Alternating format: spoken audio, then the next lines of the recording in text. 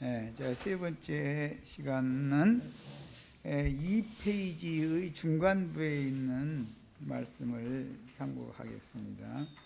니골라당과 발람의 교훈과 그들의 행위, 계시록에가 이건 결론인데 그 근원은 어디서 왔느냐 하면은 르시엘 천사장의 반역으로부터 오는 거다라는 거예요. 근데 그 르시엘 천사장의 반역이라는 것은 인간 나라를 자기가 주장하는 것이죠. 그것이 하나님이 정한 질서를 뒤집어 엎어버리고 하나님이 정한 지위를 벗어난 자가 하는 짓이 특징이 그거예요. 먼저 인용구는 이사야 14장만 인용을 했는데 에스겔 28장을 않고 그건 이미 다 읽었으니까 다 알고 있을 거라고 생각하고 이사야 14장만 봅니다. 12절부터 15절에 너 아침의 아들 계명성이며, 이 계명성이여 있니? 아침의 아들 계명성이라는 용어를 루시퍼라고 그러죠.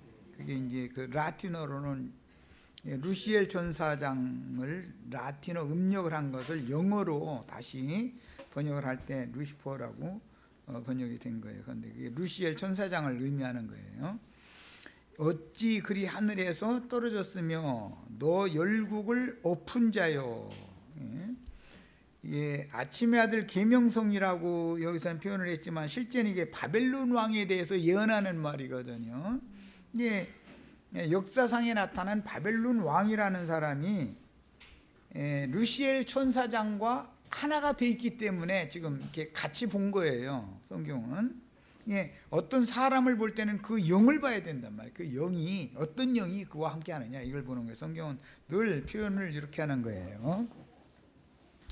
어찌 그리 하늘에서 떨어졌으며, 하늘에서 떨어졌으며라는 것은 하나님의 보좌에서 쫓겨났으며 그런 뜻이죠. 계시록 12장에 보면 미가엘과 그를 따르는 군대와 용과 그를 따르는 군대가 전쟁을 해가지고 용의 군대가 하늘에서 패해서 쫓겨나잖아요. 그것이 이제 이미 이렇게 예언이 된 것이 계시록에 그대로 실현이 되는 거예요.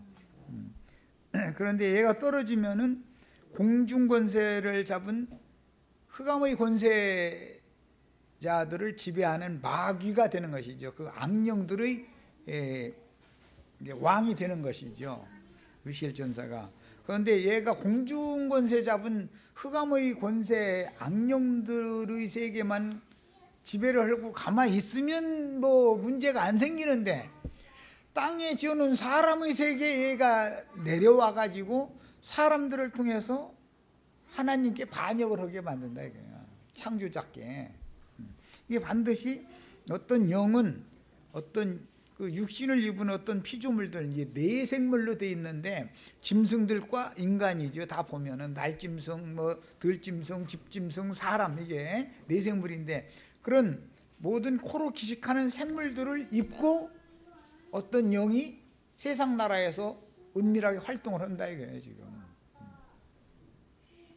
그런데 이제 그 하나님의 영광 보좌에서 하늘에서 떨어졌다. 그래서 이것은 하나님이 그를 이렇게 버렸다는 뜻이죠.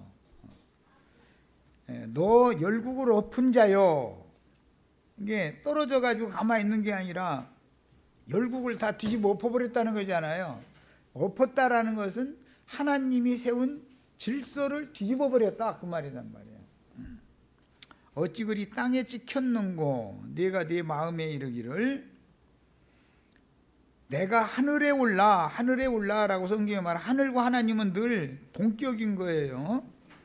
하늘에서 뭐 어떤 음성이 들렸다. 예를 들어서 요한에게 가서 세례를 받을 때 하늘이 열리고 너는 내 기뻐하는 자요 사랑하는 자라 하는 음성을 하늘에서 들렸다고 돼 있죠. 그 마태복음에 나오는 말인데 하늘에서 들렸다는 말은 하나님의 음성이 들렸다라는 말이지 무슨 허공에서 무슨 소리가 들렸다는 말은 아니잖아요.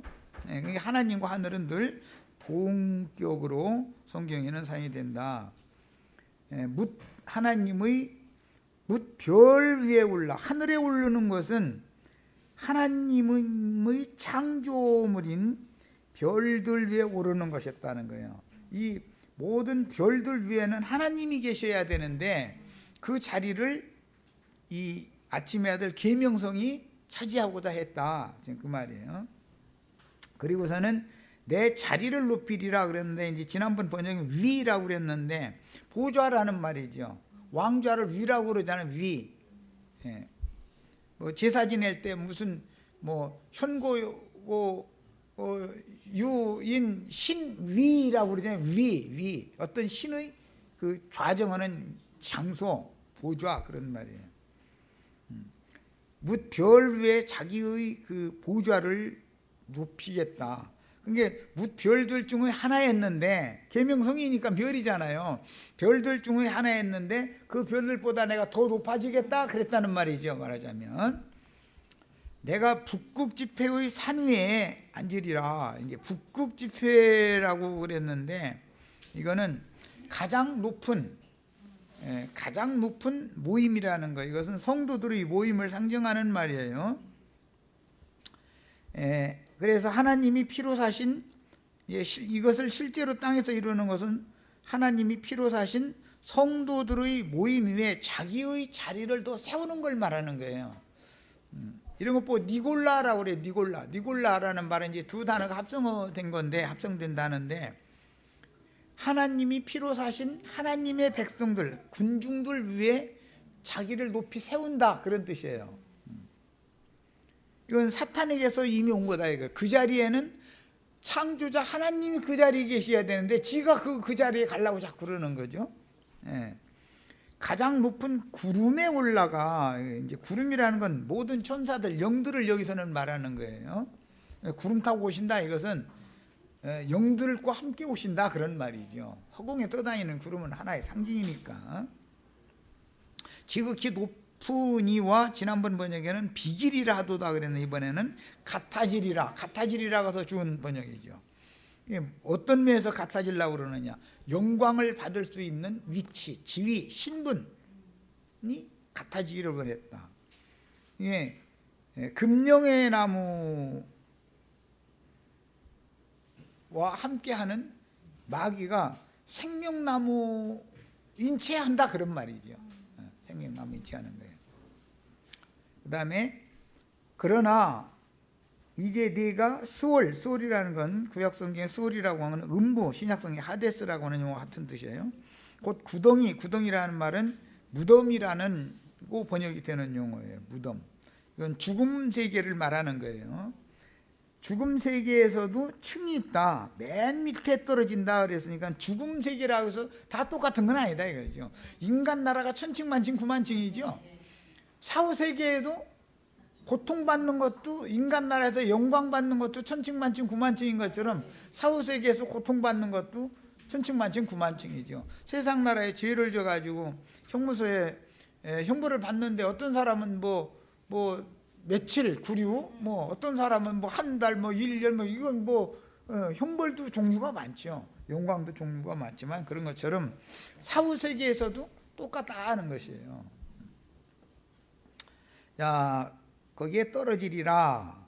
조물주 하나님의 영광 보좌에 아침의 아들 계명성이 좌정하여 열국의 질서를 엎어버리고, 이것은 하늘에서는 어떤 별 무리라는 게 있다. 아까 설명했죠.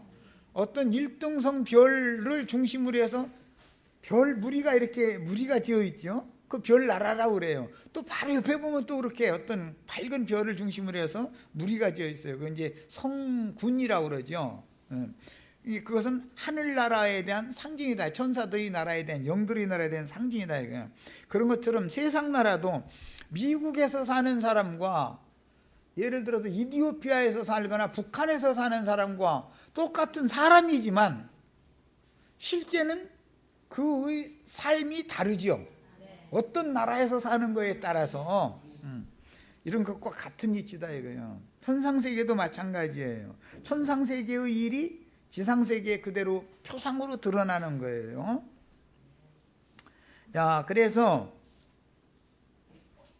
이제 이 말씀을 인용해서 유다서에 보면 자기의 지위를 지키지 않고 떠난 자들을 큰 날의 심판 때까지 흑암에 가둬두셨다 이렇게 표현이 됐죠. 그러면 이게 그럼 무슨 뜻이냐? 흑암에 가둬두셨다라는 말은 빛이 없는 세계에 가둬두셨다라는 뜻이지만 실상으로 나타난 것은 하나님을 마음에 두지를 않는, 빛이신 하나님과 함께하지 않는 타락한 인간 세상에 세상 신으로 여기서 영광받고 여기서 잘 지내게 만든 것이 사실은 흑암에 갇힌 거예요. 그것이. 예. 마귀가 지금 빛의 세계의 가장 높은 자리에 올라가려고 한 거잖아요. 그런데 빛이신 하나님께서 쫓아낸 거잖아요. 영광 보좌에서 쫓아내가지고 결국 어디까지 왔냐면 타락한 인간 세상에까지 왔단 말이야. 타락한 인간 세상은 어둠이 가득한 것이다 이거예요. 예수님이 세상에 온 것은 빛을 가지고 어둠의 세상에 와서 세상을 비추러 온 거잖아요. 그래서 영광의 복음이다 그렇게 한 거예요. 영광의 복음의 광채라고 그랬죠. 자, 그래서 이 마귀는 인간 나라가 끝날 때까지 인간 나라에서 왕노릇하도록 정해져 있는데 이것이 사실은 갇힌 거다 이게. 마귀를 하나님이 여기 갖다 놨던 거예요. 세상이라는 것은 그래서 옥인 거예요. 마귀, 이 생지옥이다 생지옥 그런 소리 들어보셨죠? 이게 나 요즘 사는 게 아니야. 이게 지옥이요. 그러죠. 사는 것이 평탄하고 좋다는 말이 아니죠. 좀 힘들다. 좀 힘들면 나 요새 아주 사는 게 아니야. 이게 완전히 지옥이 따로 없어. 그러잖아요. 지옥이 따로 있는 게 아닙니다. 말 그대로 세상이 지옥이에요. 그런데 세상을 어떻게 사느냐에 따라서 지옥일 수도 있고 누구는 여기 살만해요. 그러고 이제 그 사람은 극락에서 사는 거죠. 천국에서 사는 거죠. 그러니까 천국이 여기 있다 저기 있다도 못하는 것처럼 지옥도 여기 있다 저기 있다 못하는 거예요. 인간의 마음의 상태가 어떠냐 이거예요. 그래서 세상 나라에서는 삶의 질이라는 걸 따져요. 삶의 질. 사람들은 이제 배고플 때는 먹을 것만 있으면 그게 천국인 줄 알고 있죠. 먹을 것만 있으면. 그런데 그거는 돼지 같은 생각을 갖고 있다는 것이죠. 배만 부르면 된다고 생각하는 것이죠. 아무 이성이 없는 짐승들은 배만 부르면 되잖아요. 짐승 같은 세상. 그래서 이제 뭐 이건 좀 이런 얘기하면 또 저기서 또 오라고 하면서인데 그 반인 반신으로 이렇게 숭배를 하게 된 원인은 왜 그러냐? 우리가 그 보릿고개 너무 힘들었는데 이제는 이만큼 먹잖냐 이제 이 얘기잖아요. 그렇게 해준 분이다. 그래서 존경하는 건 좋은데 그걸 지나서 신까지 이렇게 올라가니까 이제 이게 문제가 되는 거지요. 그렇다 해서 신이 될 수는 없는 거죠. 사람은 사람이지. 그런데 이런 일이 이미 예언이 됐어요. 에스겔 선지자의 예언에 의하면 바다와 산 사이에 장막궁전을 지어놓고 나서 나는 신이라 하는 그자 보고 네가 신인 채 하지만 너는 사람이 신이 아니지 않냐 그랬어요. 그냥 인간이 신인 채에서는 되지를 않는 말이죠. 그건 안 되는 소리죠. 이 사람들은 자꾸 자기 배를 채워주면은, 왜냐하면 돼지들이기 때문에 배를 채워주면은 그 사람을 주인으로 밥 주는 주인이 뭐냐면 하나님이라고 생각한다 이거예요. 그런데 그 주님을 보릿고개를 없게 만들어준 사람이 주님이 되는 것이죠. 주가 되는 거예요. 그가 메시아인 거잖아요. 그 사람들이 구원자는 그잖아요. 그 사람들의 메시아라는 것은 그 완전한 영적인 극락의 하나님의 세계를 추구하는 것이 아니고, 즉 이것은 삶의 질에 있어서 행복해야 된단 말이에요. 이거 큰일 났네. 그런데 아유 이거 큰일 났네.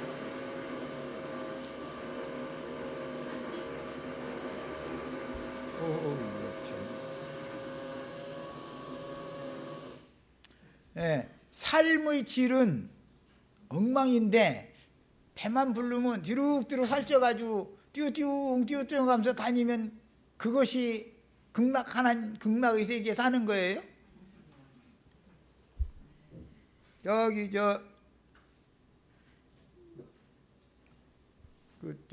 테네시주 바로 그 위에 있는 주가 노스캐롤라이나?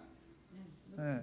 그 깊은 산 중에 산 가운데 이 넓은 그곳에는 인디안촌이 있잖아. 인디안촌. 그 사람들은 미국 정부에서 그냥 다 되죠. 뭐든지. 그러다 보니까 자식을 대학교도 안 보내려고 그래요. 공부를 하면 모르야 나라에서 다 나오는데. 그러다 보면 사람들이 엉덩이가 다 이만식이야. 항아리, 우리나라 저 큰 항아리 다 그만씩 가지고 걸음도 못 걸어 띵 띵. 그러고 갇혀가지고서 사람들이 구경하러 와. 그 원숭이들이고 그거 뭐야? 그거 왜 그래요? 인디안들 말살 정책이잖아요.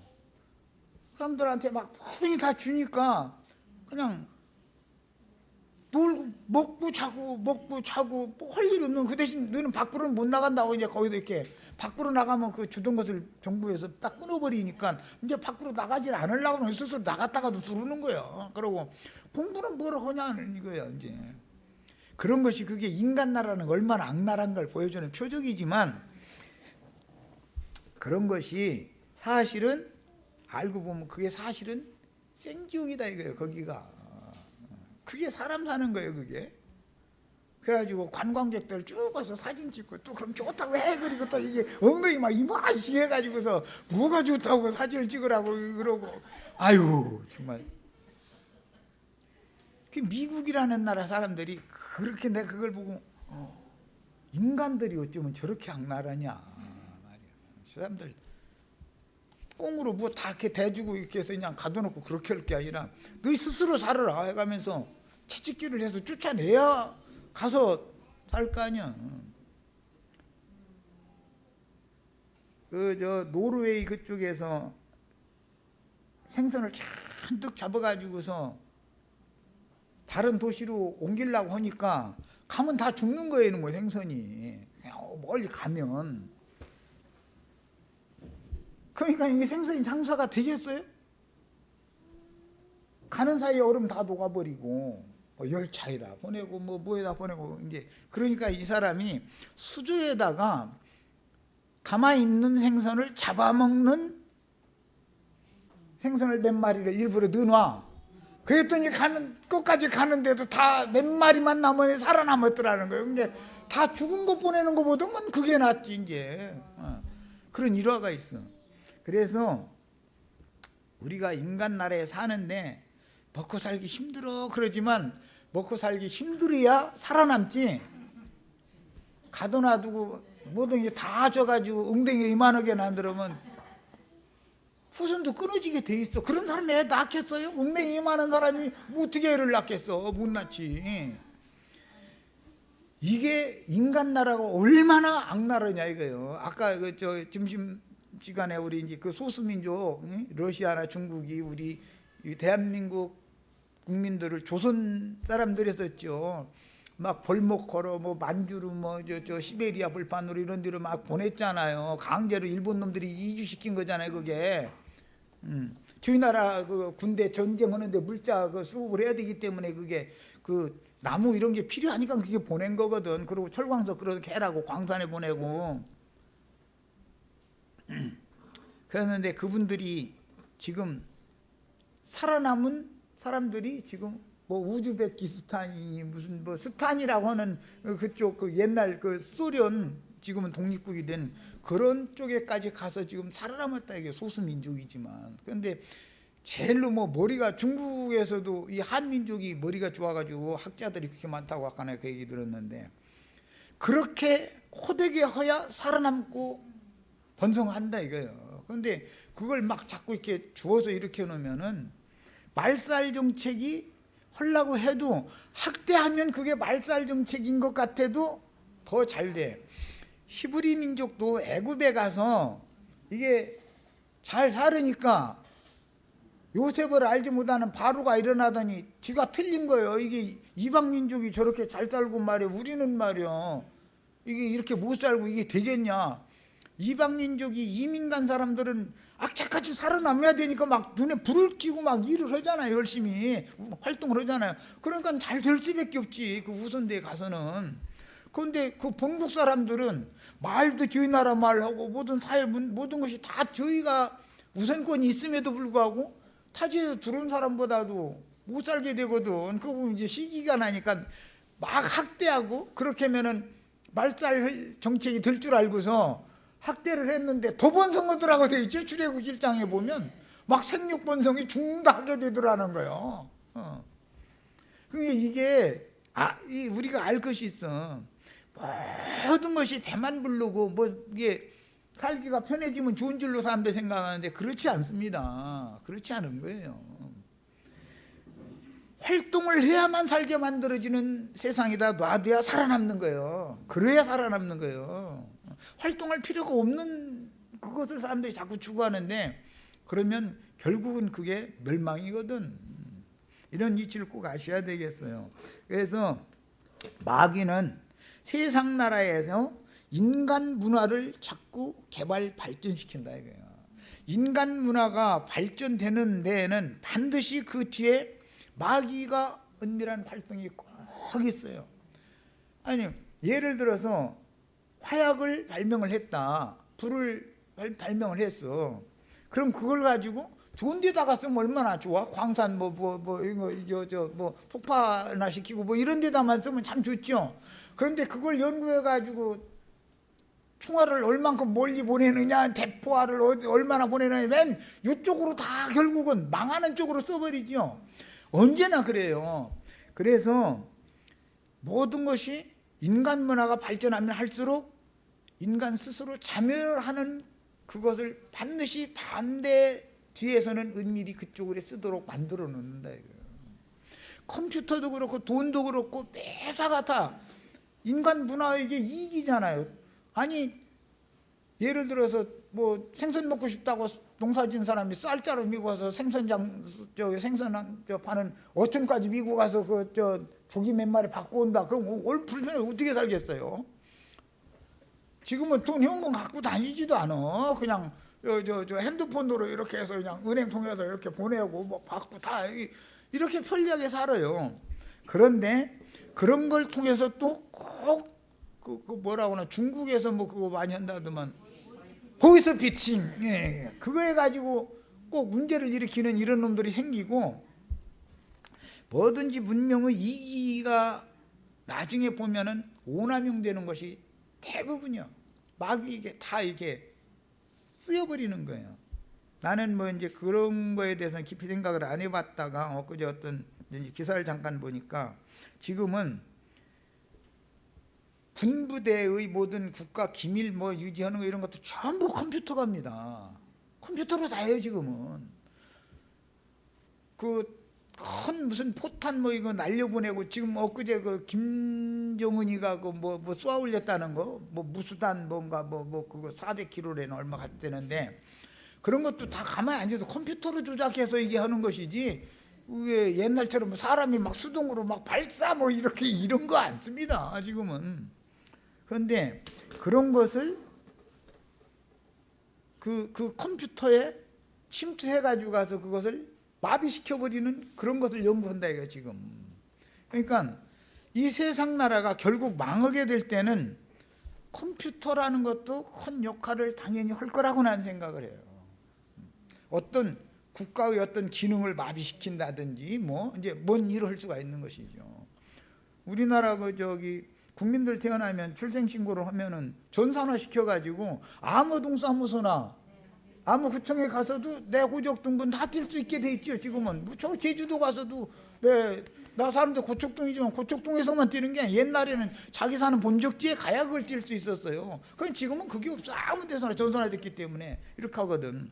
그런데 그런 걸 다 마비시켜버릴 수가 있잖아요. 그럼 얼마나 이 혼란이 오겠어요. 산업시설도 그렇고 뭐 군사시설도 그렇고 매사가 다 마찬가지예요. 이런 것처럼 인간들은 문화를 발전시키면 그걸 가지고 마귀가 반드시 이용을 한다. 꼭 선용만 하는 게 아니라 오남용되는 것, 이게 더 위험하다 하는 걸 생각을 해봐야 됩니다. 마귀는 그렇게 은밀하게 활동을 하기 때문에 사람들이 볼 때는 마귀가 어떻게 막 나쁜 모습으로만 나타나는 걸로 오해를 하는데 그렇지 않다는 거예요. 사람들의 생활에 편리하고 좋은 것들을 발전시키게 만들고 나서 그걸 이용을 하는 것이죠. 이렇게. 너무 참 놀라운 일이에요. 이런 동일한 영이 조물주 하나님의 영광 보좌에 아침의 아들 계명성이 좌정하여 열국의 질서를 엎어버리고 이제 하늘에서 있었던 그 별들의 세계에서는 행성들이 정해진 위치가 있다 이거예요. 별들이라는 게. 그런데 어떤 행성이 어떤 별로 떨어져 가지고 가서 부딪혀 버리면 우주의 질서가 파괴돼 버리잖아요. 그 아이들 만화 영화 보면은 스타워즈라 해가지고 꼭 어떤 별에서 뭐가 와가지고 막 지구를 파괴하러 오면 뭐 조그만 꼬마가 뭐 이게 머리가 좋아가지고 뭐 해서 지구를 지키고 뭐 이제 이런 얘기들이 대부분이에요. 그런데 그것이 진짜 성경에 있는 별들의 전쟁이에요. 그게 사사기에 보면은 이 열국의 질서를 엎어버리는 전쟁 이야기를 할 때, 시스라 얘기를 할 때 별들의 전쟁 얘기가 나오죠. 거기 별들의 전쟁. 그것은 어떤 영들이 싸우는 것을 상징하는 말이다 이거예요.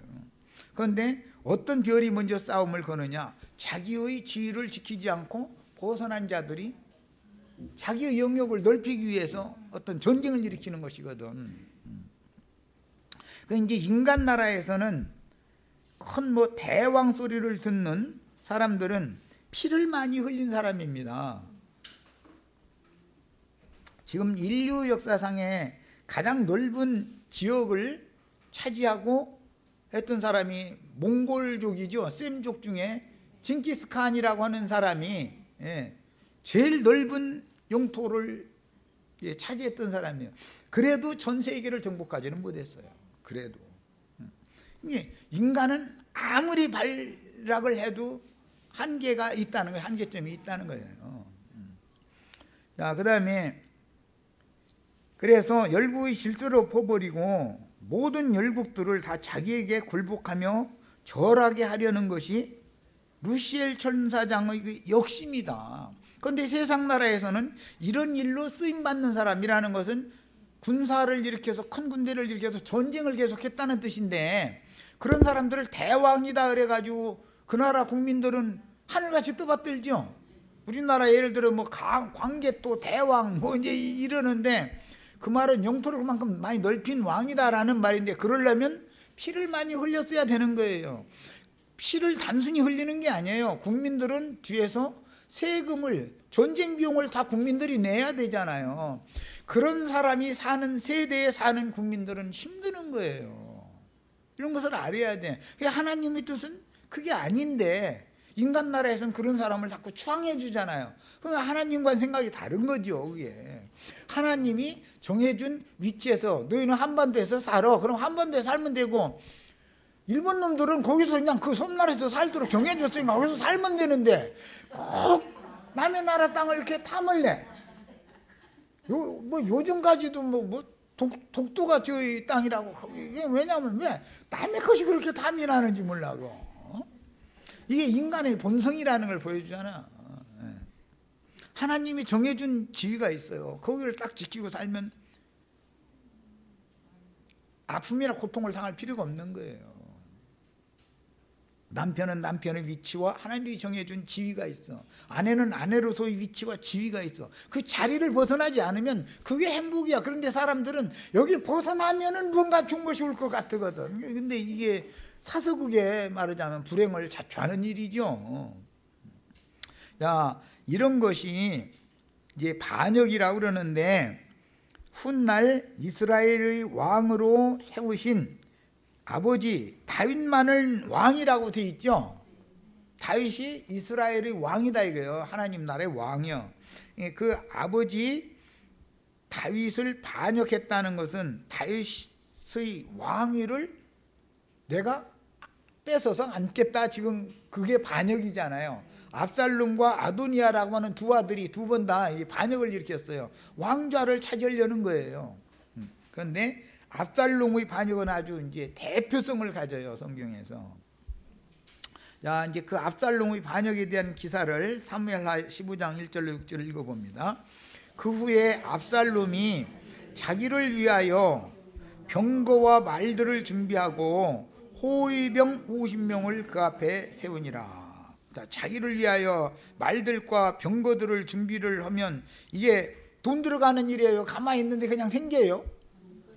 다 말들과 병거를 자기를 위해서 많은 말들과 병거를 하려면은 그거 기르는 사람, 관리하는 사람 다 둬야 되고, 아버지한테 정식으로 허락을 받은 상태가 아니니까 어떻게 해야 돼? 이제 서랍 열어놓아야죠. 아버지가 이게 허락해준 일이 아니잖아요. 자기를 위해서 지가 지금 반역을 일으키느라고 하는 거잖아요. 호위병도, 아니 다윗 왕이 호위병이 몇 명 있었다는 말은 없어. 그런데 이 압살롬이라는 호위병을 50명을 뒀대. 50명 먹여줘야 되고 그 가족 살 수 있는 월급 줘야 되고 다 그래야지 꽁으로 되는 게 아니잖아 이게 다. 그러면 이 압살롬이 아버지 몰래 어떻게 했다는 거예요? 자기 책상 서랍을 늘 열어놔뒀다 그 말이죠.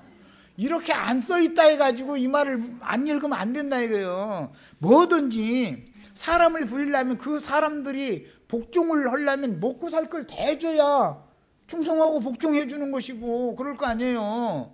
우리나라 박아무개 씨하고 여기 전 아무개 씨는 주는데 그냥 세보지도 않고 이렇게 해서 몽땅 큰 거 열어 이렇게 해서 집히는 대로 줬다고 그러더만. 예. 그런데 노아무개 씨는 꼭 이거 세 가지고 줬대더만. 그러면 세서 주는 사람한테 충성을 소할 것 같아요? 뭉텅 주는 사람한테 충성을 소할 것 같아요? 목숨 내놔버려. 그 사람한테는 너 이번 수고했어 하고서는 큰 거 열어 그냥 집히는 대로 딱 줘버리는 거야. 이렇게. 그런 일이 일사불란하게 착착착착착 진행되는 거예요. 그래도 여전히 잘 살잖아요. 그리고 23만 원이니까 얼마 있다고 23만 원? 27만 원? 광주에 북한에서 괴뢰군이 광주까지 가서 막 반역을 일으켜서 그거 다 총살시키느라고 어떻게 해서 한 거다 이랬죠. 아니 북한 괴뢰군이 광주까지 내려오도록 우리나라 일선 지키고 있던 그 장군들 전부 다 잡아다 죽여야 되든지 이건 군사재판에 넘겨야 되잖아. 그런데 왜 그 사람들 상 주고 계급 올려줘? 왜? 그 짓을 하고. 그때 어떻게 했는지 다 보셨죠? 신문 보셨죠? 대학생들 빨가벗겨가지고 유학생들을 유방을 다 대금으로 이렇게 도려내고 그 짓을 했어요. 끔찍하잖아요. 그러고도 지금까지 잘 살아.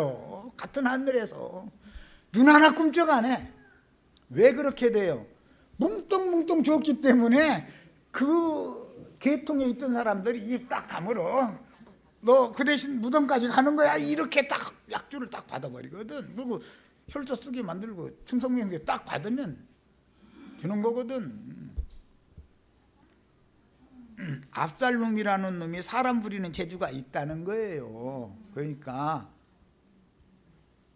우리나라의 현실적인 얘기를 내가 이제 한 거는 압살롬이라는 사람이 이렇게 그때 당시의 경제 상황이나 그때 당시 상황으로 봐서 병거들과 말들을 다 그거 타고 다녀야 되고 위세 부려야 되고 호위병 50이 딱 앞에서 호위 쓰게 만들고 다이래 가면서 떵떵거리고 살려면 뒷돈을 얼마나 많이, 오늘날로 말하면 그 무슨 자금이라고 그러지? 비자금 조성을 잘하는 기술이 있었었다 그 말이에요. 자, 그러면 이 사람들은 서민들하고 친하면 돈이 나와요?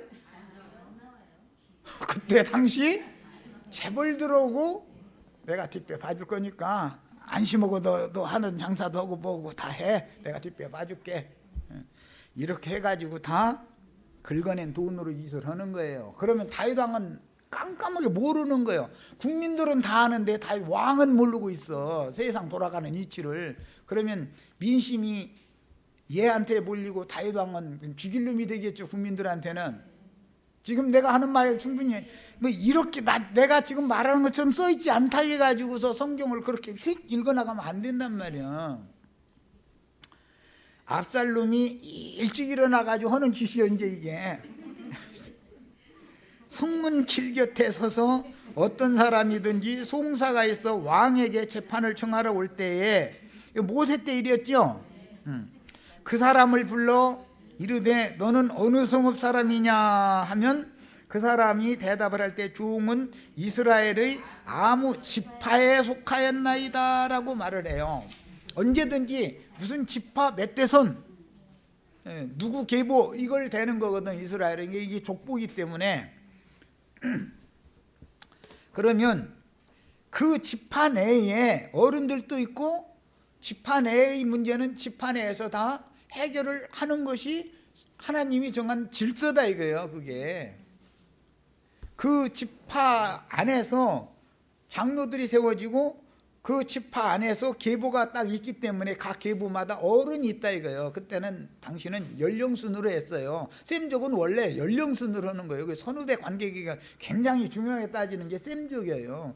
야베 족속들은 그런 거 무시해버리거든 거의 다. 그런데 셈족은 온열 하룻빛이 어딘데 이래버려. 이게 굉장히 강합니다. 왜냐하면 생명의 질서를 엄하게 따지는 게 셈족이 특징이에요 이게. 그래서 이스라엘 사람들은 조부, 부친, 그 다음에 조부와 학렬이 같은 분, 부친과 학렬이 같은 분 앞에는 지가 아무리 똑똑해도 딱 숙이는 거예요. 그게 그래서 센 머리 앞에서 너희는 일어서야 된다는 율법에도 그게 정해 있어요. 이렇게 이게 하나님이 정한 위계 질서의 생명의 계보에 따른 생명의 질서다 이거예요. 이게 이미 있어. 그런데 그것을 무시하는 사회가 왔다 이거예요. 그 지파에 속했으면 그 지파장한테 가야 되는 거 아니야. 그리고 그 지파가 그 성읍의 장로들을 모아가지고 이런 문제가 있다면 이것을 어떻게 합당하게 처리를 해야 되겠는가. 더구나 이게 다른 사람도 아니고 시족 혈연 관계의 사회니까 여기 혈족 사회잖아요. 이스라엘은 똑같이 이게 일가 친척끼리 다툼이 일어나도 이렇게 하면 되겠는가. 이걸 잘 화합을 시키고 무마를 해야 되지 않는가. 적당히 그럼 네가 잘못한 것 같으니까 벌금 얼마 내고 뭘 얼마 물어줘라. 뭐 이제 이런 식으로 집안에서 이게 잘 여태까지 해결을 잘 해온 거예요. 그런데 왕한테 송사를 하러 간다라는 뜻은 지파장을 지파의 어른들을 무시하는 사회가 왔다 그런 말이에요. 무질서의 사회가 왔다 이런 말이에요 지금. 그 이제 왕한테 호소를 하러 가려고 하는데 길가에 왕궁으로 들어가는 길 저쪽에 가서 미리 딱 이러고서 전배 50명 딱 해놓고서 이러고 머리 숙이게 만들고 거기서 하는 짓이 뭐냐. 압살롬이 그에게 이르기를 보라 내 일이 옳고 바르다마는 뭐 들어볼 것도 없어. 얘가 옳대. 그럼 상대방 얘기도 들어봐야 되잖아. 그런지 아닌지는. 내 송사를 들을 사람을 왕이 세워주시지를 않았다. 자, 이 말은 지금 이 왕은 백성들이 억울한 사정에 대해서 관심을 갖는다 안 갖는다? 관심도 없어 그 말이죠. 그런데 너희가 억울한 사람들을 위해서 내가 재판관이 돼가지고 내가 해결해 주마. 그러면 저희 아버지는 뭐가 돼 지금? 완전히 아버지는 왕따시키고 지가 지금 다 하는 거 아니야. 그러면서 비자금 동원해가지고 다 하는 거예요 지금. 야, 이런 것 보고 세상 나라에서는 정치자금이라고 그래요. 그래가지고 대구 김무중 씨가 그놈의 대다 나중에 한 말이 있어요. 똥파리가 한두 마리야 되는 거 어떻게 해보지 막 이랬어요. 그래가지고서 똥파리가 너무 많으니까 그게 감당이 안 되는 거예요. 자기 아무리 벌어도 안 되는 거예요. 그러니까는 회계 장부를 분식회계 장부라는 것을 그래서 그 연구해내가지고 그게 세무쟁이들 불러다가 그거 해가지고서 국가가 국민들 세금으로 그거 대우가 이거 물 말아 먹은 거 국민들이 세금 내서 그게 충당한 거 아니야. 그런데 지금 뭐 무슨 대우 조선인가 뭐 어디 거기가 또 구몬장 났다던 그 대우는 거 이거 왜 그러나 모르겠어. 이거 이러면 안 되죠. 그게 뭐냐, 구조적으로 뭔가가 처음부터 잘못됐기 때문에 자꾸 이렇게 되는 거예요 이게. 그리고 그 사람들과 손잡은 정권이 누군가가 분명히 있으니까 그게 가능한 거거든. 그럼 그 좀 안 할 소리지만 이명박 씨 정권 때 그 같이 손잡고 그 했놈들, 이현 정권에서 손잡고 한 놈들, 그놈들 딱 잡아다가서 족치야 되는 건데 걔들은 또 놔줘. 또 그러고는 너 이게 잘못해놨지. 그러고는 이제 선전을 자꾸 하는 걸 왜 그러냐. 할 수 없이 국민들이 세금 좀 더 내야 되겠습니다. 그 얘기하려고 그러는 거거든. 뻔한 거거든. 이게 잘못한 놈들, 그놈들 전부 다 잡아다 그놈들을 족쳐야지. 왜 그걸 무마해서 넘기고 국민들 세금으로 자꾸 충당해주고, 그러면 그들의 그 도덕심이 해이어져 가지고 사업한다는 사람들이 뭐가 되겠냔 말이야.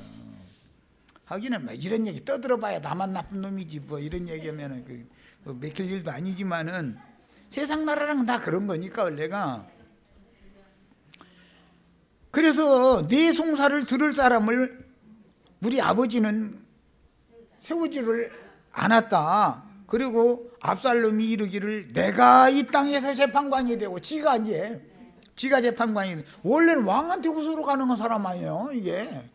그런데 누구든지 송사나 재판할 일이 있어 내게로 오는 자는, 자꾸 내가라는 게 너무너무 놀라워. 이게 이사야 14장도 그러고 에스겔 28장도 그러고 다 보면 그게 내가라고 다 그래요. 보면 내게로 오는 자에게 내가 정의를 베풀기를 원하노라. 다 지가 다 해버려. 왕은 무시하는 말이죠 지금 아버지를.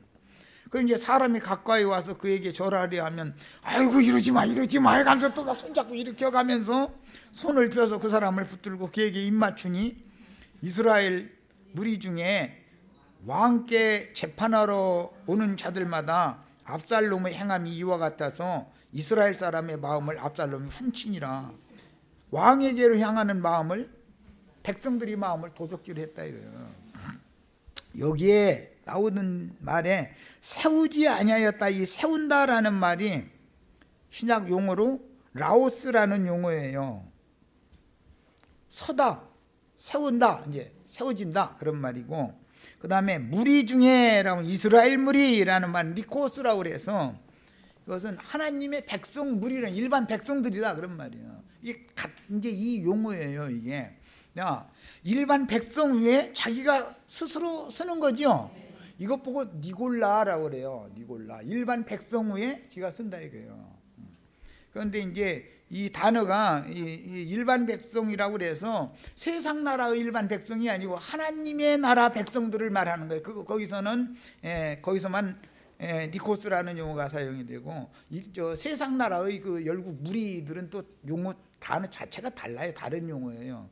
이것도 구분을 잘 해야 됩니다. 자, 성경에서 여호와께서 세운 이스라엘 왕국의 왕권을 찬탈하려고, 이게 왕권, 제사장권 이것을 빼앗고 뺏기고 하는 문제는 장자권 문제죠. 이게 사실은 이제 반역한 다윗의 아들 압살롬의 행적은 대표적인 예로서 반역자는 이게 루시엘의 영이 압살롬에게 지금 그때 당시 임한 거다 이거예요. 백성들이 왕께 탄원이나 호소를 하러 나가는 길목을 지키다가 자기가 독단적으로 처결을 해서 민심을 자기에게로 보는 거예요. 그러면 왕은 이 나라가 어떻게 돌아가는지도 지금 뭘 왕궁에만 앉았지, 왕은 허수아비가 돼버리는 거예요. 그리고 세금이 자꾸 안 걸리고 왕궁의 곡간이 자꾸 비어가지고 나라 살림하기가 어렵다, 무고가 자꾸 들어오면 왜 그러는지를 알고 보니까 아들과 관계가 돼 있다 이거예요. 아들과. 옛날에 저 김영삼 씨 아들 보고 소통령이라고 그랬죠. 소통령. 대통령은 아버지 김영삼 씨고 김현철인가 뭐 그 사람 소통령이다 그랬어요. 왜 통령이라는 말이 왜 생겼어요? 지금 이게 똑같은 일이죠. 국민들 중에 명성이 있을 만한 사람들, 자기 아버지에게 복종하고 자기 아버지를 그 자리에 세워주는데 일조를 한 사람들을 뒷전에 가서 슬슬 자기 집에 자꾸 초대를 해서 음식도 대우해주고 뭐 해가면서 이게 자꾸 아버지가 하지도 않은 말을 슬쩍 이렇게 흘려버려. 이렇게 정말. 그러면은 대통령한테 직접 나가기는 문이 많죠. 단계가 많죠. 그럼 어떻게 하면 돼요? 이 사람 통하면 다 통하는만 이게 되겠죠. 그렇게 했다 이거예요. 이명박 씨 때는 이명박 씨 형이 만사형통이었죠. 이상득 씨는 만사형통. 이랬어요. 대통령한테 가려면 청와대 단계를 서류를 계속 넣어야 되잖아요. 단계별로 이게 결제를 얻어야 되니까. 그럼 시간도 걸릴 뿐 아니라 분명히 어디선가 이건 아니라고 대통령한테 이게 국사에 복잡한데 이런 걸 가지고 이렇게 하면 되겠냐 이러고 잘라버릴 게 확률이 많으면 어떻게 하면 돼요? 만사형통, 그분을 통하면 직통이 되는 거죠. 이런 짓을 지금 압살롬이 했다. 이것이 반역이라는 거예요. 반역이라는 게 다른 게 아니에요. 야, 그래서 성경에서는 여호와께서 세우신 이스라엘의 왕국의 왕권을 찬탈하려고 반역한 다윗의 아들 압살롬의 행적은 대표적인 예로서 반역자는 백성들이 왕궤에 탄원이나 호소를 하러 나가는 길목을 지키다가 자기가 독단적으로 처결하여 민심을 자기에게로 모았습니다. 이것이 삼국지 연의를 읽어보면은 한나라가 망하는 데는 그 씨없는 아이들이 환관정치라고 그래요. 환관정치. 그 씨없는 아이들이 왕을 다 에워싸고서 저희가 다 해버려. 저희가 다 왕한테 보고도 않고 저희가 결제 다 해버리고, 그게 십상시라고 그래요. 십상시. 우리나라 작년에 우리나라 어떤 사람들 얘기 나올 때 십상시 얘기가 우리나라에 나왔었죠. 대통령은 알도 못하는 사안을 중간에서 다 해서 이 국사가 그렇게 돌아가 버려. 대통령은 알지도 못하는데. 그럼 그 나라가 정상이겠냐 이 말이야. 그게 망하게 마련이지. 뭐든지 공영정대하게 처리가 안 되고 중간에서 결재권이 없는 사람이 정식 개통을 거치면은 일이 안 되는 일인데, 결재권이 없는 사람이 딱 뭔가 삐짓고 들어가지고 자리를 딱 잡고서 그 사람이 한마디 해놓으면 일이 이루어져. 왜? 그 사람은 대통령과 직통되는 사람이니까. 대통령 보고 뭐 일이 들어보니까 이렇다는데 이거 이렇게 좀 해주시면 어떻겠습니까? 그럼 뭐 알아서 하세요. 또 이래버려 또. 그럼 그게 알아서 할 일이 아니죠. 개통을 밟아서 올리세요. 이래야 맞죠. 그래야 되잖아요. 에?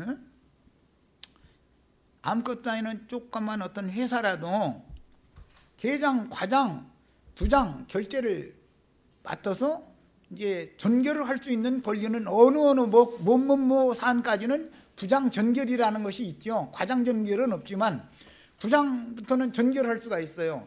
그것도 할 수 있는 어떤 사안이 있는 거예요. 아무거나 다 전결하는 게 아니에요. 부장이라도 자기 위에 상무한테, 전무이사한테 당연히 올릴 건 올려야 되는 거예요. 그런데 평사원이 계장, 과장 건너서 부장하고 신호다 이거야. 부장님이 나에게 늦었으니까 이제 부장님은 지 말을 들어줄 수밖에 없는 뭐다 이렇게 생각을 하면은 계장, 과장 건너버리는 거예요. 그럼 그거를 부장이 결제를 하면 돼요, 안 돼요?